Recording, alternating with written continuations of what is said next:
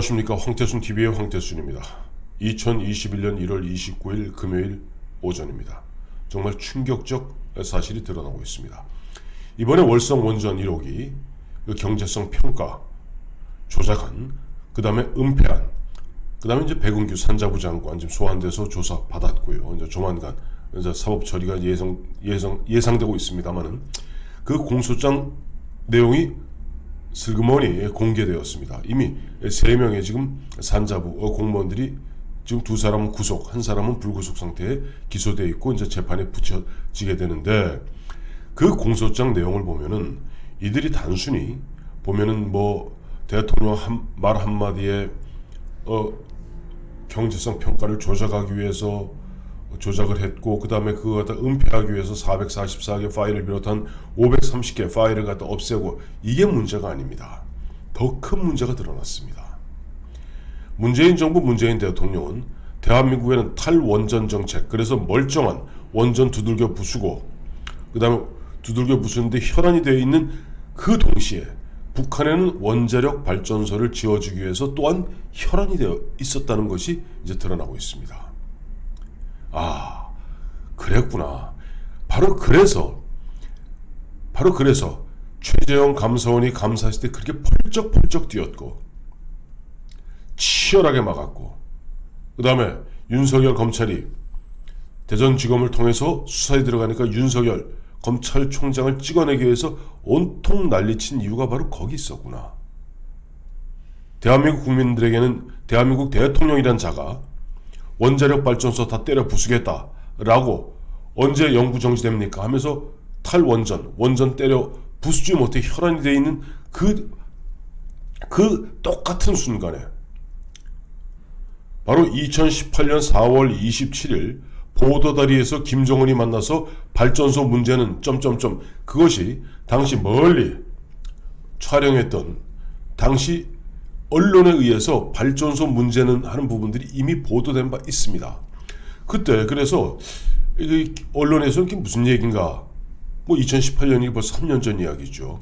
근데 지금 보니까 이번에 공소장 내용을 보니까 우리나라에서는 발전소 원전을 때려 부수는 그 동시에 북한에게는 원자력 발전소를 지어주기 위해서 구체적으로 김정은과 문재인이 이야기를 나누었다는 그런 증거들이 곳곳에서 나오고 있습니다. 심지어는 공소장 내용에 보면은 그 파일에 보면은 구체적으로 1997, 8년경에 그 당시 이제 YS 정부 때 시작했던 이게 제네바 합의에 의해서 북한에 경수로를 저어주게 돼 있었습니다. 신포죠. 그 2개를 지어주기로 돼 있었고 10년 동안 끌다가 결국 유야무야되고 말았습니다만은 그때 참여했던 기술자들을 갖다가 뭐 흔한 얘기를 물새겨 봐라 하는 그런 내용도 있다는 겁니다. 저는 기가 막힌 이야기입니다. 물론 북한의 입장에서 아마 이렇게 얘기할 겁니다. 문재인 대통령과 그들은 북한도 먹고 살기 위해서는 전력이 필요하니까. 그게 그렇지 않습니다. 여러분 혹시 기억하실런지 모르겠습니다만 10여 년 전에 우리나라에서 서울대학이던가요? 어느 대학에서 실험용으로 그저 딱 용각산만큼 이만큼 실험용으로 플루토늄을 갖다가 추출한 적이 있습니다. 난리가 났습니다. IAEA 미국 등이 개입해서 너희가 무슨 의도로 요만큼 딱 정말 눈곱만큼입니다. 왜 플루토늄을 추출했느냐? 난리가 났습니다. 왜? 플루토늄은 여러분 아시다시피 바로 원자탄의 재료입니다. 원재료입니다. 우리나라가 IAEA NPT 체제에 가입되어 있고 그렇게 철저하게 감시 감독을 받는 우리나라도 이만큼 실험용으로 추출한 것 같고 온통 난리를 치는데 북한 통제됩니까? 아마 경수로 지어주면 아마 거기서 펑펑 원자탄 재료를 갖다 펑펑 찍어낼 겁니다. 저는 단순히 문재인 대통령과 문재인 정부가 북한을 위해서 이적 행위를 했다고 보지는 않습니다. 오히려 여적에 가깝죠. 이적과 여적은 다릅니다. 여적은 적과 내통하여 아군을 갖다 두들겨 부수는 것을 여적이라고 합니다. 거의 여적에 가깝습니다.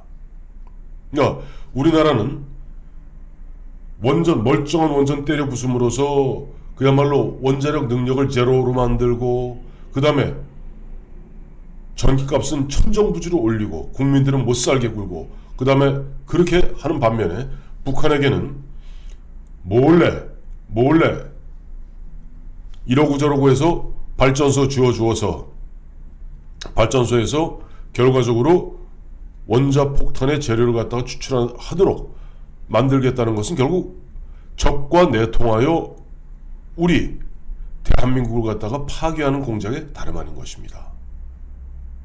그래서 문재인 정부, 문재인 대통령, 그다음에 문재인 청와대가 뭐 다른 부분도 뭐 펄쩍펄쩍 뜁니다만은 오히려 또 예를 들어서 울산시장 선거 부정 의혹에 대해서는 그렇게 펄쩍 뛰지 않았습니다.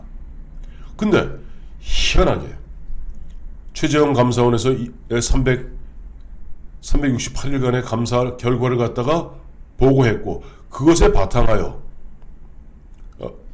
윤석열 검찰 대전지검에서 칼자루를 지난해 11월에 대기 시작하니까 그때 드디어 추미애가 나서서 선무당 칼춤 추듯이 윤석열을 갖다가 직무 배제하고 징계하겠다 한 번 걸렸고, 문재인 대통령이 직접 개입해서 이용구 차관을 임명하고 그러면서 밀어붙여서 결국 2개월 정직으로 징계해서 사실상 목을 날리려 했습니다만 그것도 지난해 12월 24일 날 숲으로 돌아가고 말았죠.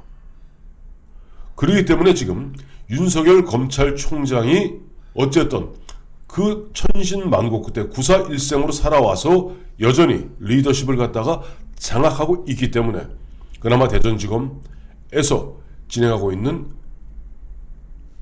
월성원전 1호기 수사가 그래도 그나마도 참 어려운 가운데 뭔가 결실을 보이고 있고, 거기에 드디어 공소장 내용에 보니까 문재인 대통령이 우리 원전은 다 파괴하면서 북한에 원전 지어주겠다 하는 그런 구상을 청와대 참모를 통해서, 또 그것이 산자부 백운규, 또 밑에 담당 국장, 과장, 서기관 등등등등 그 파일은 그들이 감추고자 했던 근본적 파일의 근본적 내용은 바로 북한의 원자력 발전소 지어주겠다는 것을 감추려 했던 겁니다.